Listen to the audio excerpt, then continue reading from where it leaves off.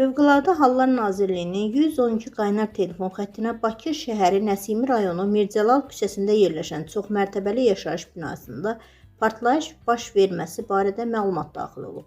Nazirlikdən Demokrat Aza verilən məlumata görə dərhal əraziyə Fövqəladə Hallar Nazirliyinin Dövlət Yanğından Mühafizə Xidmətinin qüvvələri cəlb olunub. Hadisə yerində əməliyyat şəraitinin qiymətləndirilməsi zamanı 5 mərtəbəli yaşayış binasının 4-cü mərtəbəsində yerləşən mənzildə ilkin ehtimala görə qaz sızması nəticəsində yanğınla müşayiət olunmayan partlayışın baş verdiyi müəyyən edilib. Partlayış dalğasının təsirindən ümumi sahəsi 40 kvadrat metr olan bir otaqlı mənzilin mətbəxinin pəncərəsi çərçivədən çıxıb. Mətbəxin tavanının lambirdən ibarət örtüyü sıradan çıxıb. Hadisə nəticəsində bir nəfər xəsarət alıb. Fövqəladə Hallar Nazirliyinin qüvvələri tərəfindən hadisə yerində müvafiq təhlükəsizlik tədbirləri görülüb.